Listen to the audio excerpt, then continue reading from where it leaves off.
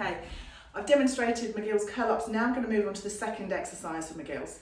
I'm going to do this in two variations. So this is a dead bug, but we're also going to show you the more advanced version, which is a bird dog. Yes, we're talking about animals, but no, we're not actually doing anything with animals. Let me show you what I mean. So we're going to take, for the first exercise variation, this is if you have severe back pain. This is going to help support your back by laying down. Okay? You need to brace your core. Brace your core as you lay down. Okay? Again, this is one of the McGills big 3 exercises to help improve back pain by increasing core stability. What I want you to do in this position is bring your knees up, brace your core so you're nice and tight through the middle here, ribs being pulled down, pelvis being drawn in, okay? You're going to take one leg up and then the other leg up. Perfect. Shins are going to be parallel with the ceiling. Make 2 fists. Push those fists towards the ceiling. By engaging the fist movement, you're actually using the muscles in your arm all the way through to the shoulders, rather than floppy hands, which can go all over the place. Nice strong fists equals strong arms and strong shoulders. So from here, we're going to use opposite arm and opposite leg motion, okay? Extend one arm and the opposite leg, and then bring them back to the center. Extend the other leg and other arm, and bring them back to the center. Looks easy, right? Well, this is a really heavy core exercise. Try doing 6 to 10 of these on each side, so 12 to 20 movements, okay? Let me show you again. Extend opposite arm, opposite leg, and back to the center. Keep that core nice and tight.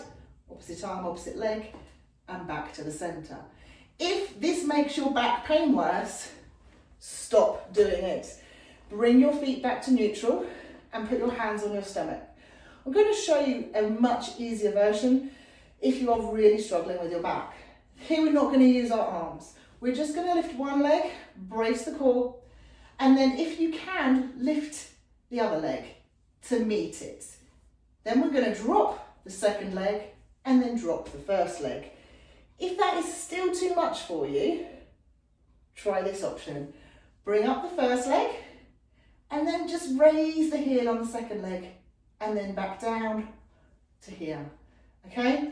Ideally, we want to be able to work up to getting both legs up comfortably before we bring in the arms. There we go.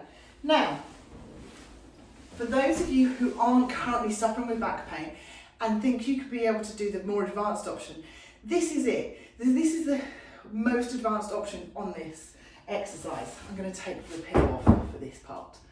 So you're going to go onto all fours and we're going to do the opposite leg, opposite arm motion again, keeping that pelvis nice and tight and the core nice and tight in here. Okay. We don't want to get any swaying or rocking motions when we do this. Back nice and straight so your chin is looking down towards the ground. We don't want to be hyperextending here when we do this, and we don't want to be doing any cat-cow movements. So nice straight spine. Brace the core, knees underneath hips, hands underneath shoulders, okay? And then we're going to take a nice deep breath in, keep that core nice and strong, opposite arm, opposite leg extend, try not to let the hips dip, and back to the center. Other side, brace the core, deep breath, and extend both arm and leg, and then back to the center. In this movement, I'm not fully lifting my back leg, as you can see. I'm only coming to about here, okay? If you are more advanced in this, you can lift the leg slightly higher, but be conscious.